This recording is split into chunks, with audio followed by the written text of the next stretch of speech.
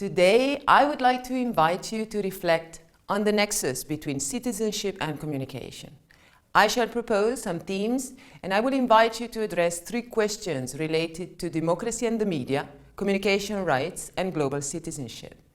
As we proceed, of course, many more questions will arise, which you may consider addressing in your virtual classes. And beside my own words, I have invited some colleagues from different localities and disciplinary backgrounds to make some short comments on specific issues. So my warm thank goes to them all, and I'm sure that you will enjoy engaging in this multivocal conversation. Now, consider these headlines. Over the past few years, some of the major headlines in the news have shown how democratic principles of transparency, freedom of expression, and access to information cannot be taken for granted. To the point that, during the Greek crisis, when the public broadcaster ERT was shut down as part of the austerity measure, this message was conveyed to the population by opposition forces, suggesting that communication and the media are core to the functioning of democracy and to the exercise of citizenship. We are indeed immersed in a world of words and images, news and information, flows and bytes. Communication and the media are core to our experience of living together. They contribute to our capacity to make sense of the world, to make and share meanings. In the words of Stuart Hall, it matters profoundly what and who gets represented, what and who regularly and routinely gets left out, and how things, people, events, and relationships are represented. So what we know of society depends on how things are represented to us, and that knowledge in turn informs what we do and what policies we're prepared to accept. So what is the nexus between democracy, citizenship, and the media in contemporary societies? In 1999, John Hurry reminded us that citizenship has always necessitated symbolic resources through various means of communication. From the print press and telegraph to national radio and television broadcasting to today's internet and blogs, the media have contributed to the composition of a public sphere grounded in principles of communicative rationality, equality among citizens, reason, deliberation, and discourse as communicative resources for societal interaction. Without reliable information, it would be impossible for citizens to use their power effectively at election time, nor would they be aware of the problems and issues that need active consideration beyond voting. Since the media are the main sources of information and a vital link between the government and citizens, they are indispensable preconditions for both government accountability and social accountability, so that societal relations can be based on open exchanges and access to information. The media are also expected to provide a forum where a broad range of voices, opposition parties, civil society actors, independent experts, and ordinary citizens can express alternative views. And so the media are considered a fourth estate, an institution alongside other branches of government who together provide a system of checks and balances to control political officials and political processes.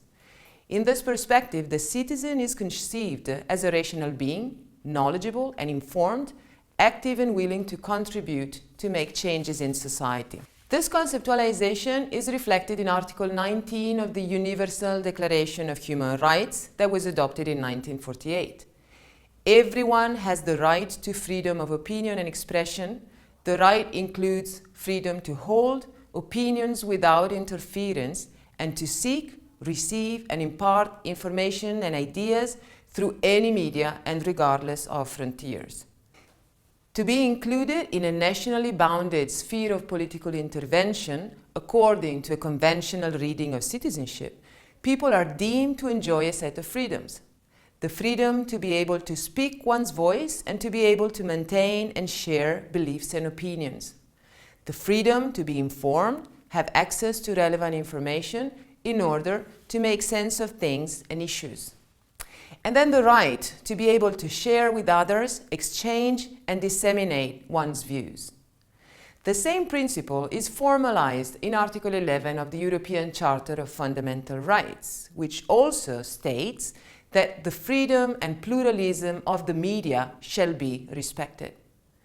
More recently, societal and global transformations have invited reflections and re-articulation of the very concept of citizenship to better reflect the changing nature of participation and political engagement in society. So different perspectives and definitions of citizenship have been provided, each of which assumes a certain understanding of human interaction and the function of the media in society. Now consider how the following definition invite us to think in normative terms. What is and what should be the nature and the functioning of the media environment? And how do we position ourselves in such environment as users, viewers, readers, writers, and speakers? Chantal Mouffe, in her work, has stressed that consensus reached through argumentation, according to the communicative rationality, is just one moment in an agonistic context of conflicting ideas and interest, and thus invites due consideration of how far the media reflect and nurture the plurality of perspective that may be composing complex and conflicting puzzles of ideas, knowledges, and visions. Do you know of any initiative to monitor media pluralism in the European Union or in your own country? Other scholars like Sheila Ben Habib and Nancy Fraser have underlined the fact that contemporary societies involve multiple public spheres of debate and not just a single one. And this makes us think of the many spaces of discourse and debate which may not be made visible through conventional print, radio, and TV channels. Would you say, for instance, that public broadcasters in your country respect principles of inclusion of minority communities, minority groups in their operation? This view of citizenship invites us to think beyond so-called mainstream media, be them public or private, and to value alternative, community, and radical media. What are these? These are essentially counter-hegemonic, challenging the established hierarchical system of politics, economics, and culture.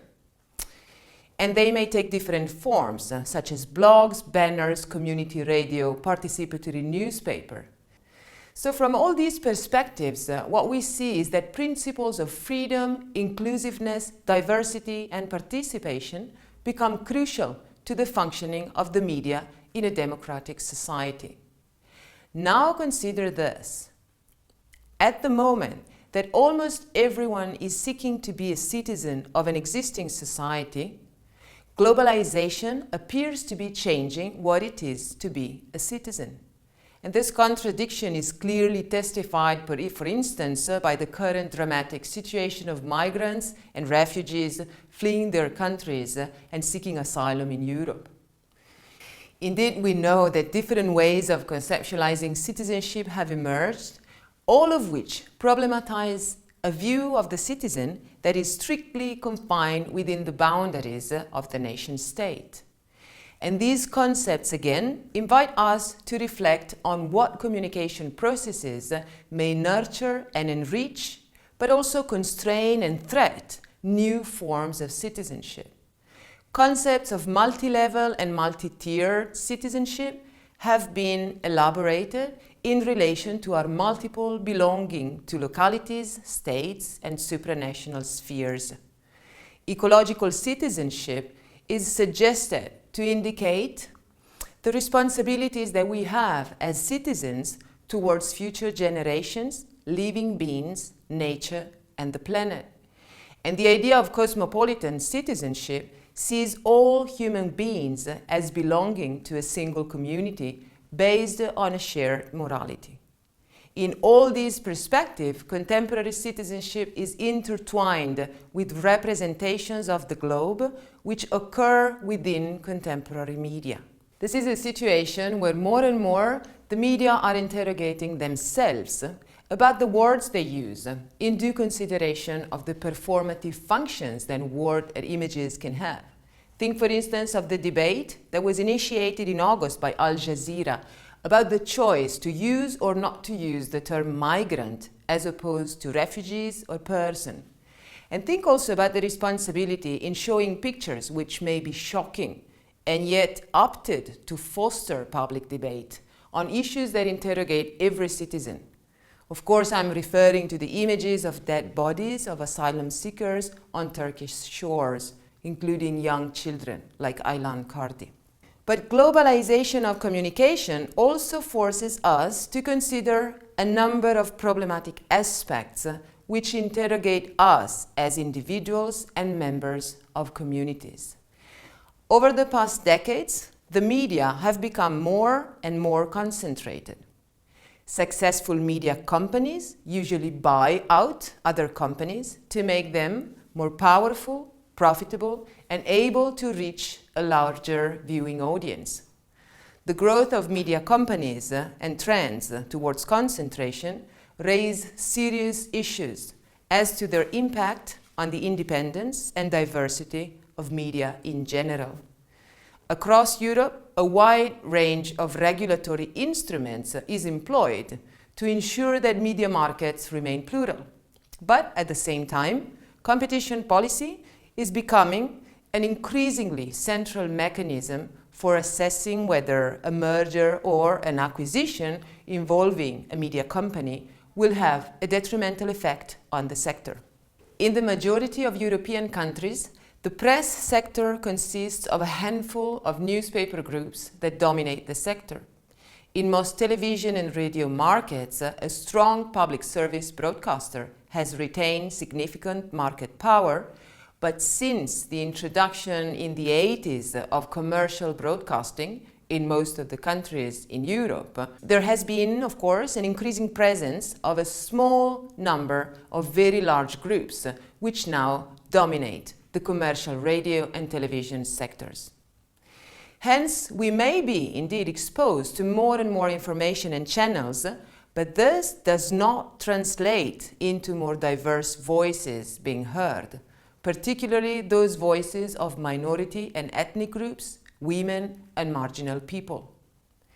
A similar situation can be found in the digital media sector, where major companies in the digital sector may orientate, influence, and control our communicative exchanges through the infrastructural architecture, through protocols, as well as through their market position and the engagement in the merging game. And finally, digital transformation have produced a media crisis, whereby the very function of the media is undermined, professional journalists struggle to redefine their roles, citizen media, blogging, and social media offer new forms of participated journalism. So we need new concepts and frameworks to think of the nexus between communication and citizenship. In this context, it is interesting to know that citizenship is also reconsidered in relation to the new media environment. Back in 1995, the idea of a netizen was suggested to indicate people who actively contribute online towards the development of the net while reflecting new non-geographically based social membership. And more recently, in a volume titled Changing Citizenship in the Digital Age, Lance Bennett and his colleagues have stressed how political participation today must be understood through the practices of offline as well as online exchanges well beyond the conventional forms of voting and association to political parties that are clearly declining. So these authors address the issue of political participation, trying to make new sense of the media experience of people aged like yourself, between 15 and 25. And what needs to be properly understood are new forms of political participation, especially through the digital media. Information gathering and diffusion, organizing for action, sustainability of engagement, but also networking and sharing, creatively responding to emerging challenges and developing transnational campaigns. So what several studies have shown is that young people, in spite of being very knowledgeable users of digital technologies, in most cases they lack the skills and understanding to make sure of such tools in view of politically relevant participation and to communicate their concerns to the larger public. And yet, when this happens, as in the case of a well-known youth-initiated campaign like Taking IT Global, the result can be mediated creative spaces of political participation where the potential of digital means, such as interactivity and collaboration, can be fully harnessed. In the end, the future of democracy is in the hands of young citizens of the digital age. So one of the core questions is how to create media environments in which online communities can build the kind of social capital, those bonds of trust and commitment to shared values that lead to participation in civic life and in the political world beyond. Talking about civil rights to privacy in our communication and its relevance to the exercise of digital citizenship, we hear Professor Arne Hinz from Cardiff University. Hello, my name is Arne Hinz and I work at Cardiff University. How is citizenship affected by digital media and transformed in digital environments? Now, the classic understanding of citizenship is defined through our membership of a state, national laws, and our passport, national borders. But the internet transcends and questions these borders. Whose citizens are we on Facebook? Is our IP address the same as our home address? And which one is more important? Our online citizenship is not so strictly bound anymore to our national belonging. But we can also see that states increasingly react to this by monitoring and restricting their national cyberspace, particularly. Another understanding of citizenship is not this form of given citizenship, but active citizenship. And it's about becoming part of the community through our actions. It's about creating your own position as a member, as an active member of society through, for example, engagement with civil society initiatives, volunteer groups, or community media. And in that regard, the net has vastly increased our possibilities to engage with society and create our own citizenship through social media campaigns, citizen journalism, and so on. But again, we can see that it is contained through surveillance and internet censorship. It's like we've increased possibilities to raise our voices, but at the same time the state seeks to monitor, oversee, and control this. And this leaves us with important questions. What rights do we need in online environments? If we think about free expression, privacy, anonymity, and so on. Who can guarantee those rights? Is it still nation states? Is it the UN? Is it internet companies? And what does it mean if the space for our active citizenship in particular becomes privatized increasingly in the hands of Facebook and others, and thus commercialized? My view is that alongside a better understanding of the potential for political engagement that can be found in social media, online gaming, and digital exchange, as tools to share information and get organized, it is necessary to be aware of the basic principles and rights that should guide our communicative involvement in society. And thus invite us to address another core question. What are communication rights? And why are they crucial to conceptualize citizenship in the 21st century? To make sense of an approach to communication rights, we need to be aware of communication dynamics in society. And this can be represented as a cycle. You have an image there. Shaded boxes represent the domain of individual freedom of expression. And the other boxes, referring to hearing, listening, and sharing, they compose the framework of communication rights. Communication have implications for social and collective rights, not only for the individual, beyond those of the individual that are affirmed in Article 19. And moreover, communication rights imply social structure that can differently constrain or enable the capacity of different groups to communicate. So they point to changes in power relations, in unequal social structures and dynamics, and in the governance of communication system. Communication rights can be understood as an umbrella term encompassing within it a group of related existing rights. One way of clarifying the idea is to cluster such rights around a set of pillars. The first one relates to communicating in the public sphere. Existence of spaces and resources for the public, where everyone can engage in transparent, informed, and sustained democratic debate. Access to knowledge of public interest and its aggregation, processing, and manipulation in relation to matters of public concern, and its dissemination and circulation within society, they're all central. As an example, we can think of the freedom of expression and the need to access public and government information. A second pillar is about communicating knowledge, and the goal is to create a regime where creative ideas and knowledges are encouraged, and this can be communicated widely and freely as much as possible for education, enlightenment, and entertainment. And it should be distributed and decentralized in terms of the structure of production and communication among groups and among societies. Some of these rights relate to affordable and equitable access to all media for knowledge sharing, and also to the widespread skills and capacities to use the media, particularly ICTs. A third pillar relates to civil rights in communication.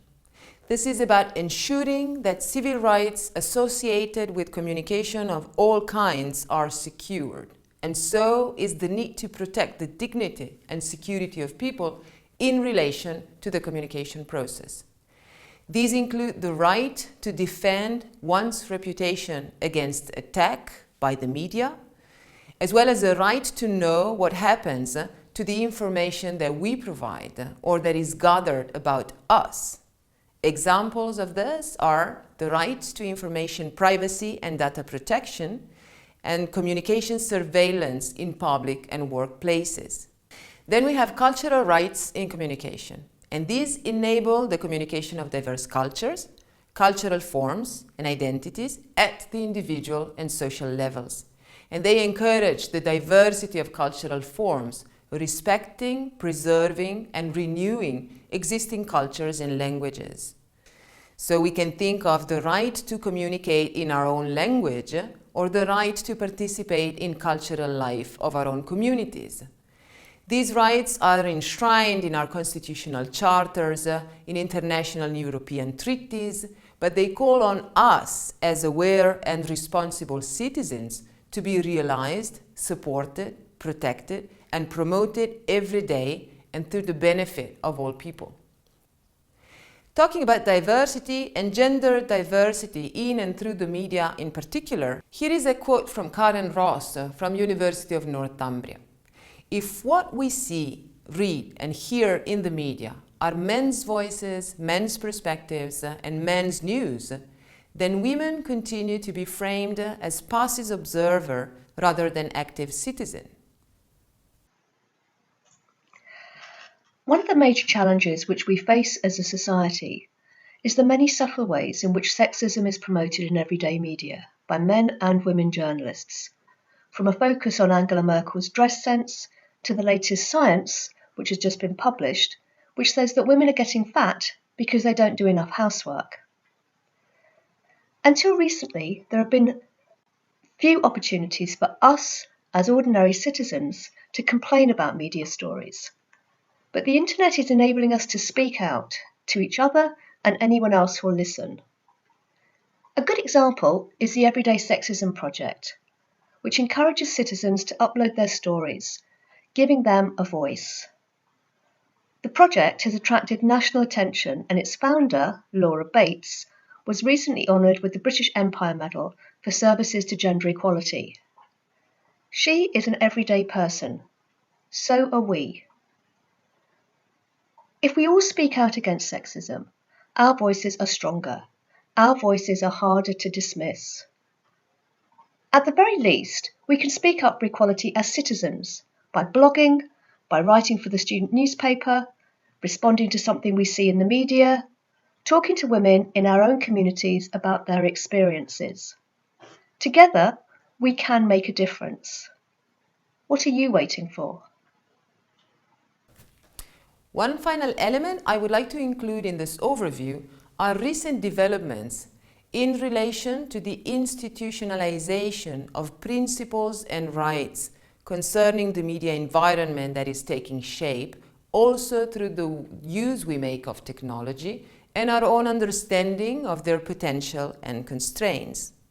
I can only recall briefly that over the past few years, a number of declarations, charters, also constitutional provisions, laws, and judicial measures have been elaborated to address the idea of a Bill of Rights for the Internet. International organizations are addressing these issues, as well as national governments, which are elaborating policies, and civil society groups are contributing their knowledge and understanding based in their practices and the direct experience they have towards developing normative frameworks to guarantee that future media environments will support the concept and practice of citizenship. This reflects a globally acknowledged need to translate some norms that have been consolidated for the offline world of yesterday and make them relevant to the digital world of tomorrow. Amongst these principles, some that have been agreed upon by a plurality of actors, we find affordable access to universally available communication platforms, the protection of personal user information and the right to communicate in private, freedom of expression online as well as offline, diverse, decentralized and open infrastructure, and neutral networks that don't discriminate against content or users. In relation to the promotion of these principles, we are invited to reflect on our own roles and responsibility. We need to be aware that the right to internet access has to be considered the expression of a different way of being of the person in the world, thus as the effect of a new distribution of social power, in the words of Stefano Rodotà. This leads to our last question. Are global communication networks enhancing our sense of being global citizen? And can global citizen influence and support core principles for the operation of global communications? Think, for instance, what has been the latest occasion in which you have participated in a public debate, and through which kind of medium? What do you think of what has been defined as one-click mobilization to indicate forms of political engagement that allow you to express your views and preferences, including on major issues of global relevance like climate change or support to violated indigenous communities, and to do so by a click of the mouse? Most of the questions that we have posed are clearly open. How to harness the potential of media and communication to become active global citizen, that remains for us to discuss. On the one side, we should be aware that participation means today operating in a mediated environment. On the other side, we also need to be aware that active citizenship can only be grounded in an adequate understanding of the means and tools that are available to us, in the awareness of their potential as well as of the threats they may pose. So the last voice we hear is that of Normand Landry from Teluk University in Canada, who works on the relation between media literacy and human rights. Communication rights really matters when they are exercised. I believe that we have to occupy communication rights. We really have to make them ours. It means that we have to claim that freedom of expression is not for the powerful only, but foremost for the people who are actually opposing power. It also means that communication rights really matter when we create, when we participate, when we oppose. It further means that we have a duty, not to remain silent, not to let other people decide, not to be passive. In these days and age, this tool that we have can be the instrument of our oppression or of our renewed participation in the economic, cultural, and political life. Now, communication rights are entitlement, but also a contested field. It is something that we have, but foremost something that can only be preserved by appropriation. As you have seen, we've opened a very large box, full of issues, challenges, and wagers. And there is certainly no definitive conclusion to all this, but we are called to position ourselves and to take part in discussions and decisions that are indeed shaping the media and communication environment within which we act as citizens today and tomorrow. Good luck.